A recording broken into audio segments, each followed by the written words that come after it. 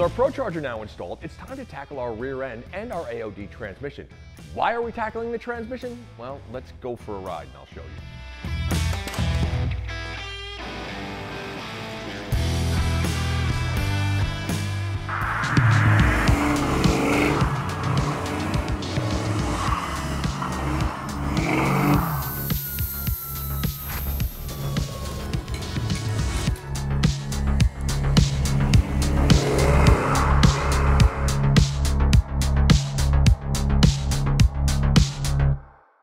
So one of the things about the Ford AOD transmission is that if you're trying to drag race it, it's not going to hold second gear. So you kind of have to cheat it. What you would actually do is you'd put it in drive, accelerate, the car's going to shift into second, but then in order to hold second, you have to put it back into first gear. Otherwise, it will pop out and shift into third. It's kind of a convoluted mess. And it's not necessarily a bad thing unless you're drag racing or you really want to go fast. This was one of the main advantages that the manual transmission had over the automatic. So we're going to try to do it. We're in a parking lot. We do not have a front end on this car, so unfortunately we can't take it in the street just yet, but that's coming. So watch, we're going to put it in drive. Accelerate, you're going to hear it shift into second. Now it's in second. Now I put it back into first gear, I'm still in second, and now it'll hold second.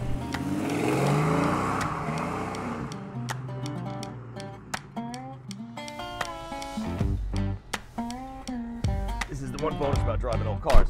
And you don't have a front end on them, sometimes stuff falls off. You see this little piece right here?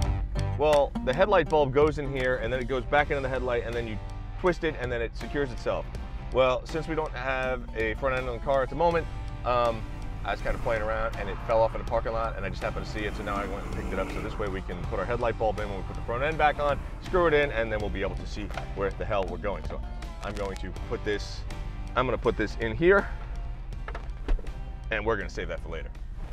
So tech tip, don't drive on the street or in parking lots unless you can go around later and pick up all the parts that fell off your car.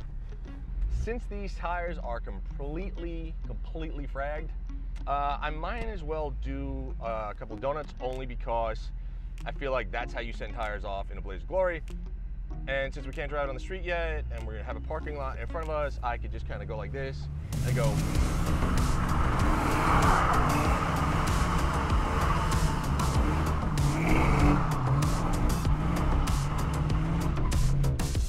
It's so much fun! It's so much fun! I love these cars so much! So much! I love them! I love them, I love them, I love them! So now that we've identified the problem with the AOD, let's go back in and talk to Terry and Junior and talk to them about how we're going to address this. Because we're not putting a manual in this thing, but we are going to fix this.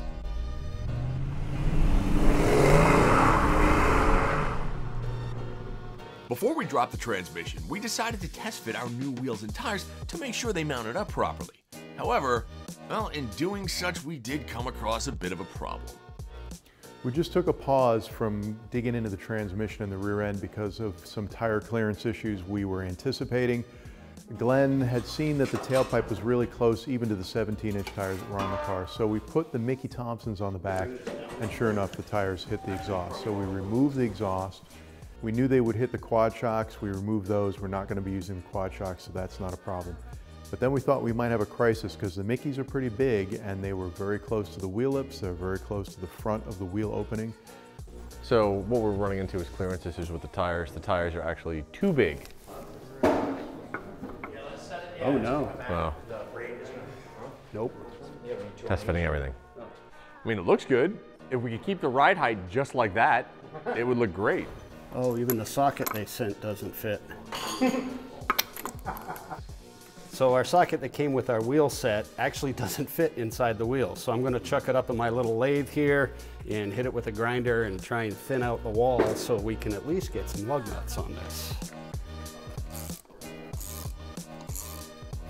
I feel like we're tasting the frosting before our birthday right now, setting this down with the wheels and tires on. Like, we bolted them on, we put the car down on the ground.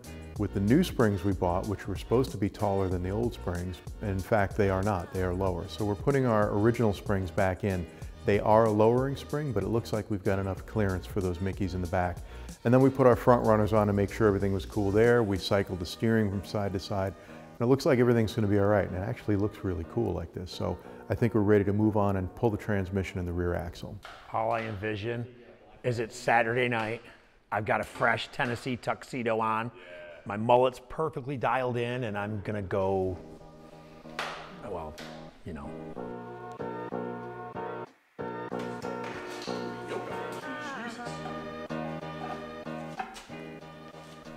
Hey man, now that we got the drive shaft off, you see anything under here that's funky? Well, biggest faux pas right here is this brake line fitting. This is actually a compression fitting, typically used in like oil burners and stuff like that. You never want to use this on brake lines because it uses a compression collar.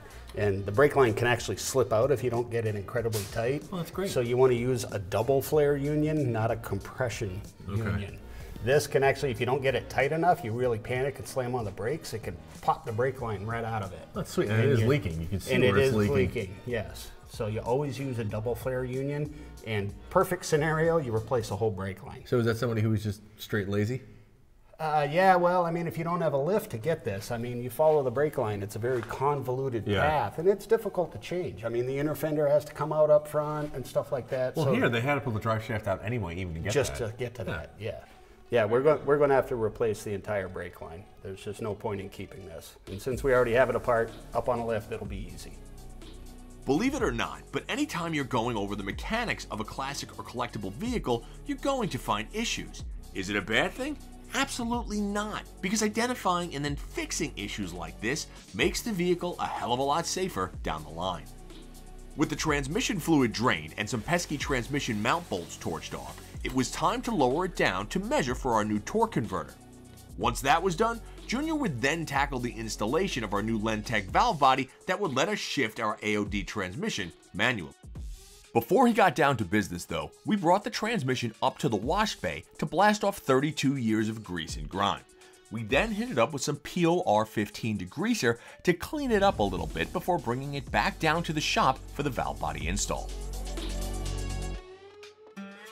This is our transmission. It's the one that came with the car. It's a Ford AOD, that's automatic overdrive. Ford used these for a long time and they're a good transmission, but they're not great for high performance. It's a 4-speed automatic, but as Mike showed us earlier, if you want to shift manually, you have to start in first, then shift it to drive, which is the second position on the shifter, then pull it back to first to hold second gear, which is not great for racing, and it's really not good for the transmission either. But that's okay. The guys at Lentec Automatics in Canada figured this out a long time ago. They take the stock valve body and they recalibrate it to change the shift pattern, and they also change the shift points. So the new shift pattern starts in first, moves to second, and then moves to third. And then overdrive becomes a lockout with an electric switch. They put an electric solenoid in the valve body for that. So it behaves more like an AODE. All we have to do is take the old valve body out. They've got a new valve body for us. It's actually a Ford piece that they recalibrated. And then they also made a new torque converter for us. That's going to raise the stall speed up to 24 to 2600 RPM. And then they also gave us this new input shaft. This is actually the interior input shaft. On the AOD, this fits inside the main input shaft. What this is going to do is change it from a lockup to a non-lockup. The AOD in third and fourth gear is completely locked up, also not good for performance. When we slide this in place of the original, it's not going to lock up anymore. But it'll still have overdrive, we'll still be able to shift automatically and drive, and we can still take it on the highway and do highway cruising with it. It'll work just fine. So, Junior's going to handle the wrenching on this one, and we'll dive into the valve body. Thanks, Terry. All right, so I'm going to take the filter off. Got these loosened up. Take the filter off. Generally, you don't have to take the transmission out to do this, but if you don't, you're going to get rained on for a little while. As evidence, they will just leak forever. But for the sake of convenience, we're going to do it right here on tabletop. And I'm going to start taking all these apart. And one thing with AODs, and actually a lot of Ford transmissions, this right here is your spring. This is for your detent when you're shifting. These are known to break, so if you have no detent, all it is this little tiny piece right here, and it's actually really easy to change.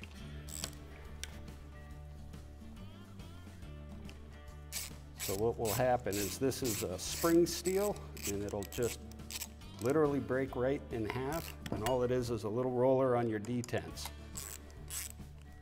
And like anything, start in the center, work your way out, whether you're tightening or loosening.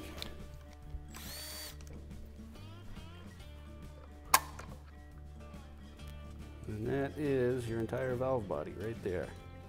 This is basically just hydraulic circuitry. It's really not much different than electric circuitry. It just uses hydraulic fluid. Our new valve body is going to electronically control the overdrive with a switch. This is set up on our new valve body by a wire, but we need to pass a wire through our case. And this is what's supplied in the kit. It's an 1/8 inch NPT fitting with a piece of wire epoxied into it. So we need to drill and tap and get this set up in there.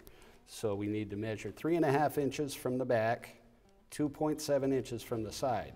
I'm going to drill a pilot hole from this side so I know my exact location, and then a 21/64 bit up from the underside, which would be the top, and tap it from that side. So this is going to be our bulkhead fitting through the transmission. I just put some thread sealant on it after tapping it. So I'm going to install this in the transmission, and then we're going to put the valve body on.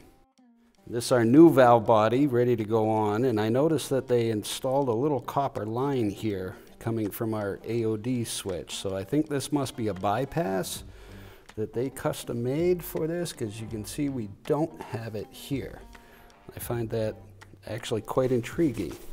So now we will lay this on right where it needs to be.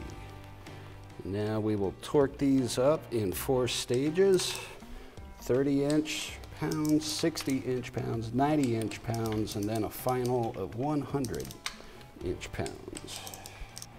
And just start at the center, work your way out. The thought behind it is, even on like cylinder heads intakes, what you're doing is you're starting from the center, and if you think of it, it kind of bows. So as you tighten it out, you're spreading out. If you start from the center, you're going to bring that bow in. The outsides are going to be clamped down, and if you're bowed like this, you try to tighten it, it's not going to. All right, so this is all installed. I have my wire soldered in, I have my detent spring in. Now I'm just going to install the filter and the pan gasket, and we're ready to go back in. And then we're going to move on to the rear end. While Junior was buttoning up the transmission, the rest of the guys began to remove the Mustang stock 8.8 rear end, which would then be replaced with our new Moser unit. First up was to pop off the rear differential cover, drain the fluid, and inspect the rear to see how it held up over the last 32 years. The axles came out next, and then just as we finished that up, Junior signaled that there was only one more item to tackle on the transmission before it could go back in. All right, man, so you've been slaving away on this transmission. Yeah. Where are we at now? Right now, I am just tightening up the pan. That is going to be the last. Well, actually, we have one more thing we need to do. Okay. We need to install our overdrive shaft. Sure. How do we do that? Pull that one out. And put that one in? Shove that one in. We can do this. We can do this. Is it the same spline? Yes. Yes, it is. You'll have to give it a little turn to make sure you line up the splines. It's in. There Done. we go. That's it. I'm like a full-blown mechanic now. That's crazy. So, there you have it, guys. We got the rear end out of the car. We got the transmission on the car and redone. On the next episode, well, we're going to start reassembling everything. You're going to see the new rear end go in. You're going to see the new transmission, or the rebuilt transmission, go back in with our new valve body. And that's it. We'll see you next time on Fox Body Rehab.